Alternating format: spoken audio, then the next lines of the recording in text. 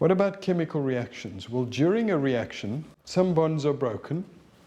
This requires energy, and some new bonds are formed, and this releases energy. Let's consider hydrogen burning in oxygen. This is actually an explosion, and we're going to look at it quite soon. If this represents a hydrogen molecule, 2 atoms of hydrogen and 2 atoms of oxygen in an oxygen molecule, if these two just bump into one another quite softly, then no reaction occurs. Why? Because we first have to break the bonds. We have to break that bond and that bond before a new one can form. But if these two collide hard enough, then that will be formed, a water molecule. But what about this oxygen atom? An oxygen atom on its own is called a free radical. And it will make sure that the next thing it bumps into, especially if it's hydrogen, it will break this bond and form a new water molecule. We can represent chemical reactions in a shorthand called a chemical equation. So this would read, hydrogen plus oxygen reacts to form water. Water is not equal to hydrogen and oxygen. It's not like a maths equation. This is not an equal sign. So we say hydrogen and oxygen reacts to form water. And the trick is to link what you observe with the balanced equation. Now this is not balanced as it is. We can see we started off with 2 hydrogen molecules and reacted with 1 oxygen molecule to produce 2 water molecules. And when you can link the observation with a balanced chemical equation, you are some way down the line in learning chemistry. Here I have a very clever apparatus called the Kips apparatus. There is a container here with some acid in it, and it's actually a funnel that runs through this one into the bottom. And in this container, we have some zinc metal. And when hydrochloric acid and zinc react, they make hydrogen gas. So when I open this tap, this level of the reservoir is going to drop down, forcing this level up, and it comes in contact with the zinc, and it starts to react.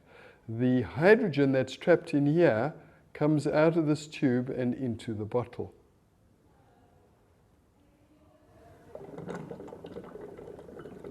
So notice it going down there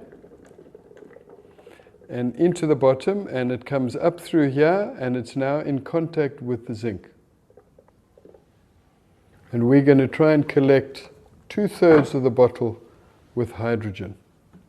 Right, this is going a bit slowly, so I'm going to speed it up by making the acid a bit more concentrated.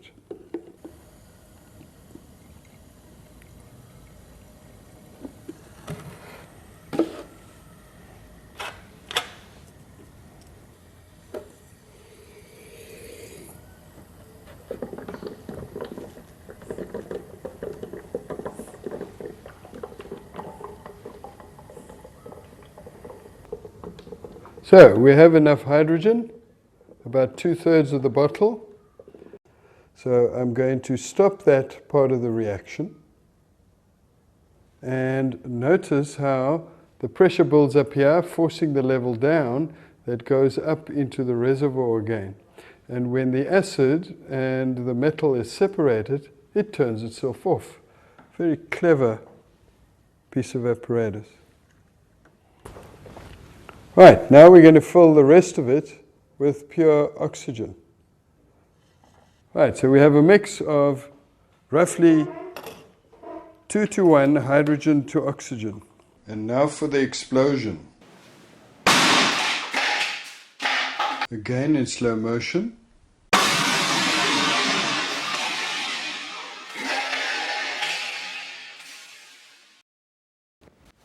We are going to look at a few chemical reactions now. Let's have a look at this one. We've got a substance, copper chloride, and we are going to use electrolysis to decompose it into its elements.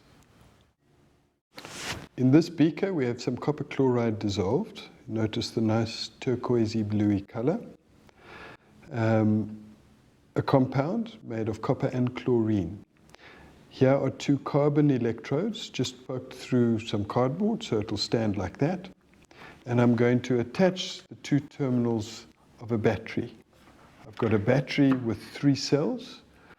They're in series, so the voltages add up. 4.5 volts I've got. And I'm going to put the positive terminal on this side and the negative terminal on that side. It's not a fast reaction. It's not going to go bang or anything. It'll be a slow, gradual process, and we will look at this in a few minutes. And what we want to notice is what's happening at the positive terminal, the red one, and what's happening at the negative terminal.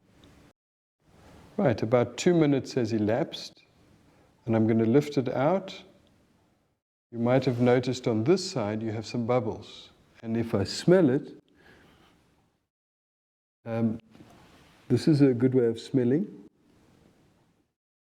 You don't stick your nose in a chemical and sort of sniff it and snort it. It might be poisonous. But I can smell what smells like jick. And so bubbles of chlorine were formed on that side, on the positive terminal. And at the negative terminal, we can see this brown deposit. And those are copper atoms.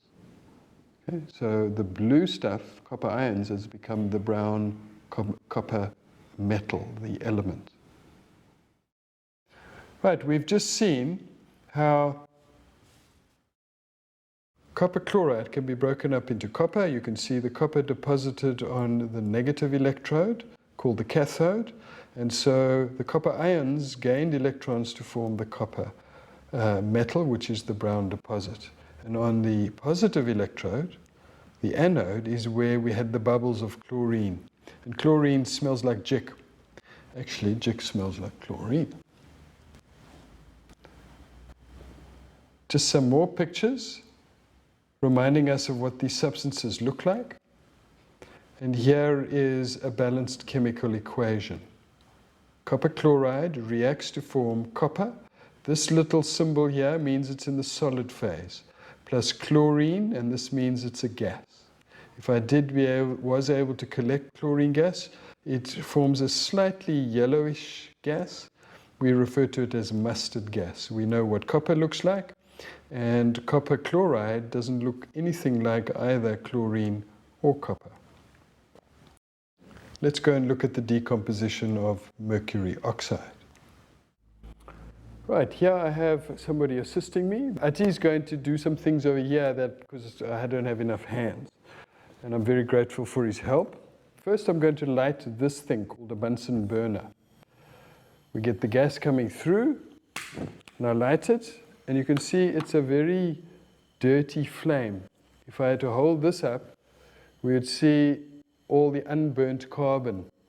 It's kind of like a candle flame, not very hot. I can put my hand in there. But when I open this,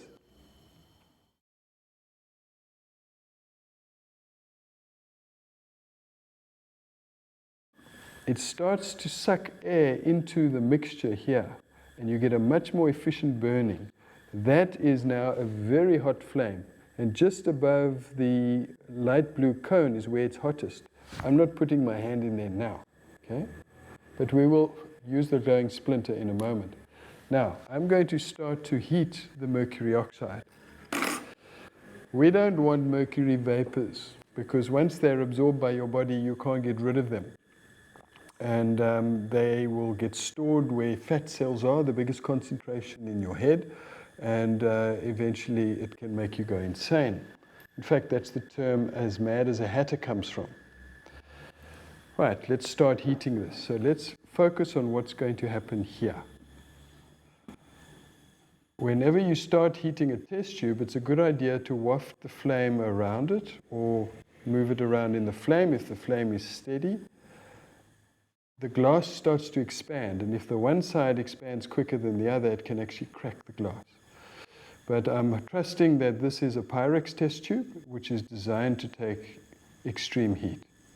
That flame is in excess of 400-500 degrees Celsius now. It's a very hot flame. The first thing we notice when we heat it is that it starts to change color. it goes from orange to black. There's some bubbles. Right, what we're going to do is try and collect the bubbles on this side. We're going to push that in like that. Notice the water stays in the tube. If I lift it up, you can see it coming out. Right, can you put the tube in the bottom? Okay. We can see now the gas bubbles that are coming through, and that is oxygen, pure oxygen.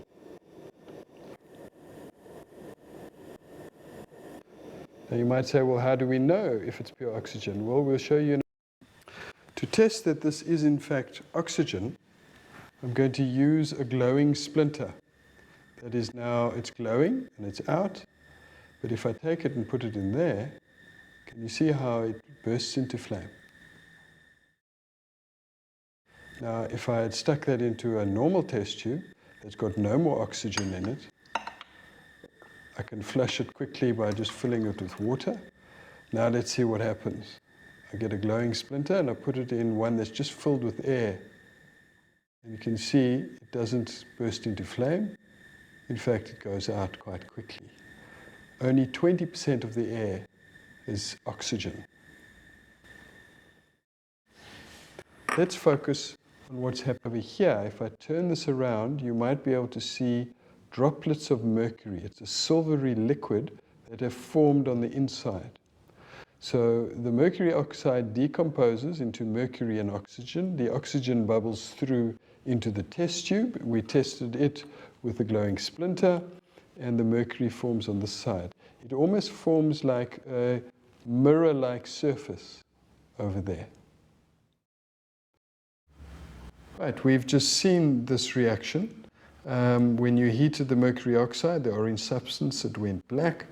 A little bit later, we were able to detect some of the mercury that had condensed on the side, mercury vapor changing into liquid, and the gas of the oxygen bubbling through into the test tube.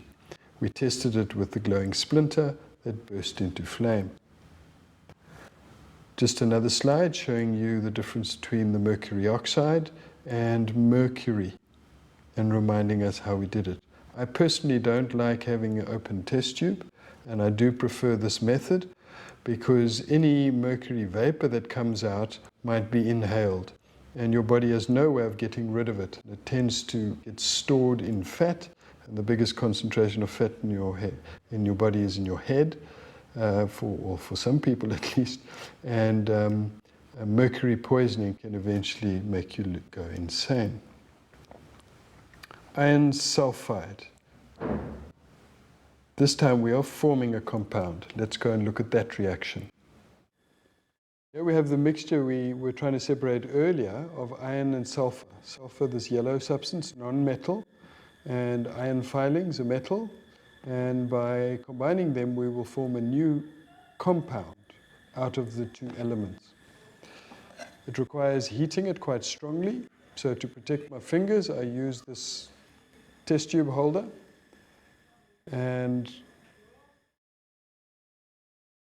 I start heating it. Notice I'm moving it around a bit just to spread the heat over the glass.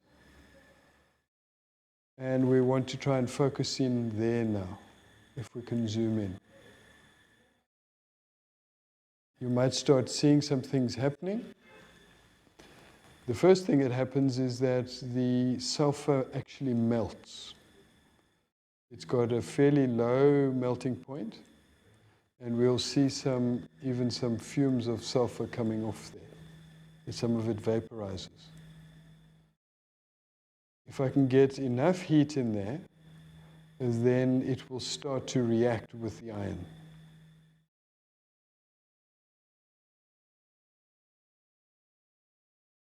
So these are fumes and some smoke of sulfur.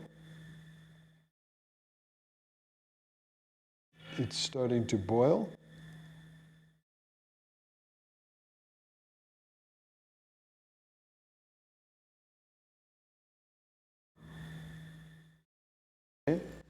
Is the chemical reaction beginning to occur? Notice I'm not heating it anymore. It's an exothermic reaction. It's generating its own heat, and it's starting to glow. The yellow is just pure sulfur. That's not the compound. But we can see it glowing beautifully there now. We are forming the salt called iron sulfide. I can see that it's still busy reacting because it's still glowing. So it needed quite a lot of activation energy to get it started. But the reaction is occurring down here, not to be confused with all the yellow sulfur that is precipitating higher up the tube. I'm going to let this cool down now and then try and get the compound out of the test tube. That's usually quite difficult, and sometimes we have to sacrifice the test tube by cracking it to be able to get the compound. Upon cooling, the test tube has cracked. I cooled it rapidly by putting some water on it, and there is the compound.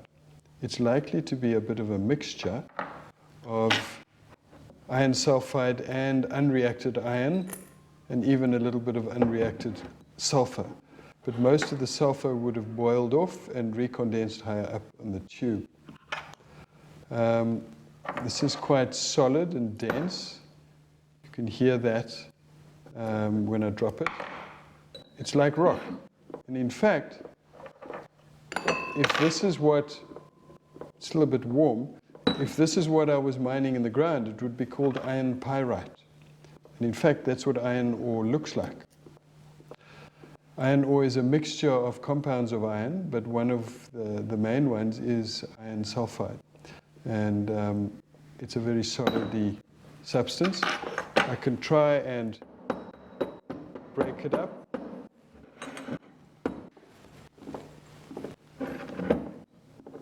There's the solid piece, and here is some of the powder. What I'm interested to see is how much of that is magnetic. So I'm taking my little magnet out. We've seen before that the iron filings are very magnetic. Let's have a look to see if that's magnetic. It is still partially magnetic, but not as magnetic as the iron. And that's because it's now a mixture. Not all the iron would have reacted, so it's trapped inside. This is a mixture of iron sulfide. And there we can see some of it is magnetic, and some of it is not. So there's still unreacted iron there, but there's also non-magnetic iron sulfide. It's almost impossible, outside of having this really cooking in a furnace for a long time, it's impossible to get it all to react. But at least we've seen the formation of a new compound from the two elements. Right, we've just seen that iron, which is magnetic, plus sulfur, which is a non-metal, yellow powder, can be combined in a chemical reaction to form iron sulfide. This was done professionally in a kiln and heated long enough to make sure it all reacted. When we did it, we had a bit of unreacted iron, so it was partially magnetic. But if we got it all to react, this would not be magnetic. Merely putting these two together does not make them into a compound. You have to heat them quite strongly before the reaction actually takes place. This is a strange looking instrument called the Huffman Voltmeter. Let's just explain it. We have a source of electricity, direct current, and we've got positive, negative terminals attached to two terminals that are inside some water with a small drop of sulfuric acid just to allow it to conduct electricity. And the electricity splits the water molecule up, and we call that electrolysis, the splitting up of water. And you can see bubbles bubbling up in these two tubes. Now the tubes are there specifically to collect the gases separately. So let's have a look where the gas levels are at the moment. We've had enough gas to push this one down to there, and that's at the negative electrode. And we've had on the other side half that amount. And if you remember the formula of water being H2O, Clearly this is hydrogen, and there's twice as much as the oxygen on the other side. Okay. To prove that it is hydrogen and oxygen, we're now going to ignite the hydrogen, and we know it makes that little explosion, the popping sound, and there we will see what it does to a glowing stick. So, to get the gas out, I put it in a test tube, and I slowly open this, and we will see the level of this liquid go up. As the reservoir drops, it pushes down and pushes the level of the hydrogen up. There we go. So this is pretty much full of hydrogen. Now we're going to go and take it and see what happens. The characteristic popping sound of hydrogen exploding. On the other side, we're going to try and collect the oxygen. Right. Well, while we get that ready, let's just ignite the glowing splinter. Now I blow the splinter out, and I'm going to put it into the tube that's got the pure oxygen in. Can you see there? Oxygen supports combustion, and it made it not only glow brighter, but actually burst into flame. So pure oxygen will make a glowing splinter ignite and burst into flame. And this is the image you've seen before, showing the 2-to-1 ratio of hydrogen to oxygen. Well, that's it, folks. I hope this has been helpful.